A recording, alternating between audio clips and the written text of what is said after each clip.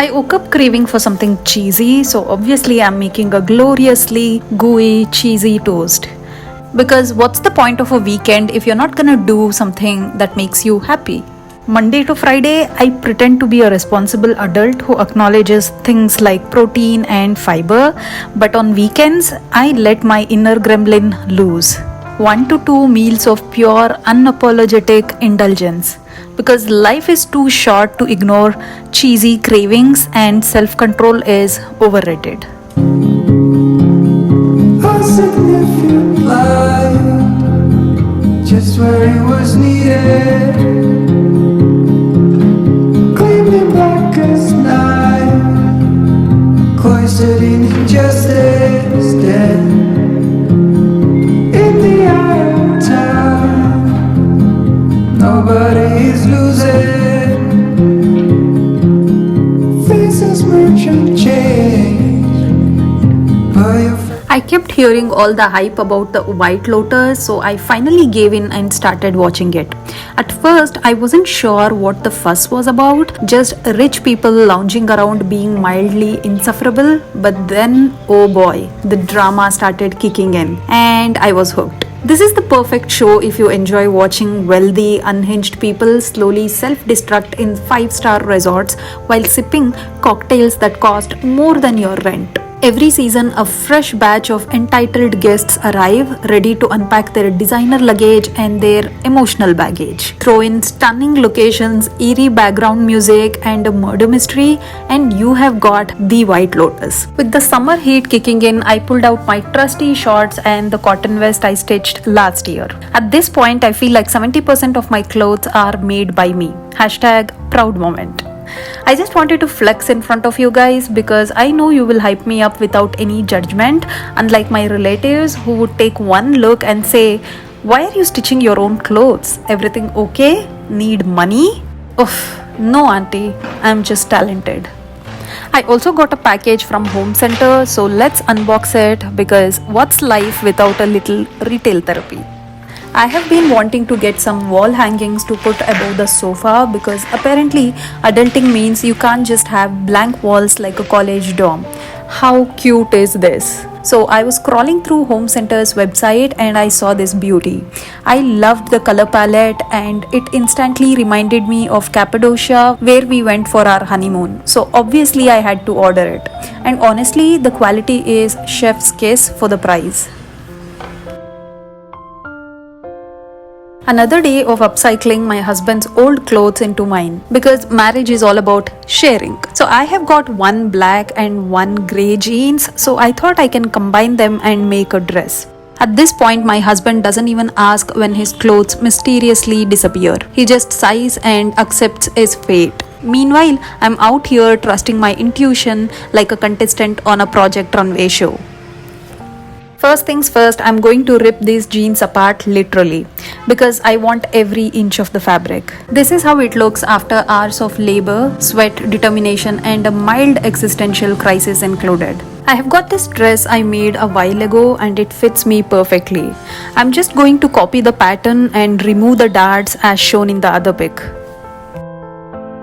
I placed all the patterns on the fabric and cut them out. The plan is black in the center front and back and grey on sides. My initial thought was to alternate the colors, but then I decided to be bold and take a risk. At this stage, it's either going to look like a chic color-blocked masterpiece or something that screams, "I made this at 2 a.m. with questionable decisions." First, I need to join these pieces together, then I'm going to overlock every single panel, or else the threads will start unraveling faster than my patience.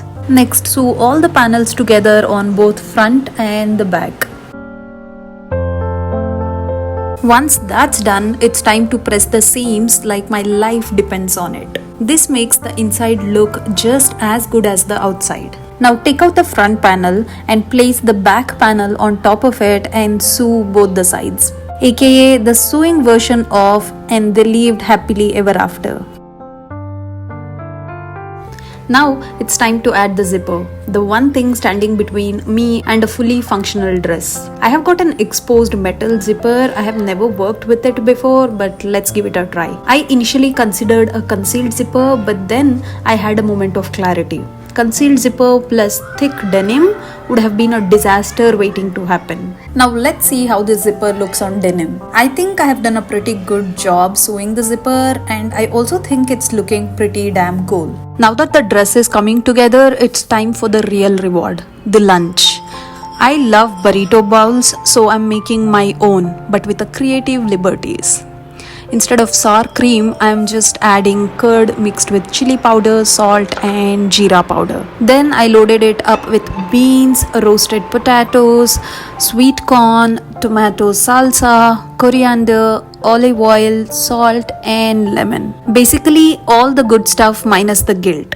It looks so colorful and healthy. I'm also gonna have some chamomile tea, aka the calm down everything is fine tea. It's supposed to be the ultimate stress reliever, the warrior against anxiety, the herbal equivalent of therapist in a cup. Honestly, that's a lot of pressure to put on some dried flowers steeped in hot water. Like, am I expecting this tea to fix my life? No. But am I hoping it at least convinces my brain to chill for 5 minutes? Absolutely. just where it was needed.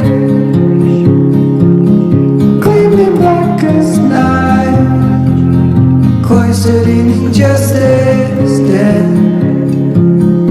in the eye of time. Nobody is losing.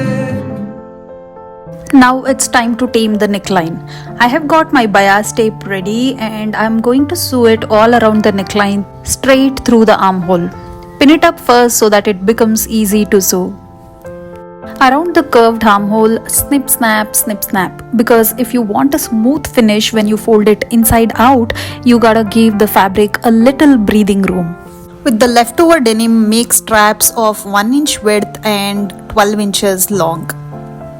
Pin them to the neckline, making sure the bias tape is folded inward. Finally, sew it all in place and boom, the dress is one step away from the finish line. I decided to put one more stitch on the top as well. Now the last step is to double fold the edges of the dress and sew it.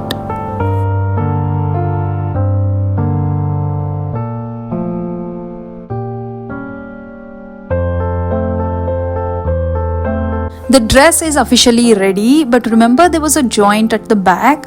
Yeah, I decided it needed a little distraction, so I'm planning to add a belt, aka the perfect cover up. I took a belt from one of the jeans and added it only till the center front as shown, because this looks much better than adding it all over. Then came the button situation. I tried to remove it using the hardware, but I couldn't do it, so I just cut out the fabric. And then I had to add it to the belt. So what I did was I cut a tiny hole, inserted the button, secured it, and voila. It looks pretty damn good, if I say so myself. Initially, I thought I would sew the belt down and call it a day, but then plot twist, I tried the dress on and realized there is a zipper at the back. So instead of admitting defeat, I did what any fashionable problem solver would do. I sewed one end and added hooks and eye on the other. Because when things don't go as planned, the only rule is improvise, improvise, improvise. And here comes the final reveal.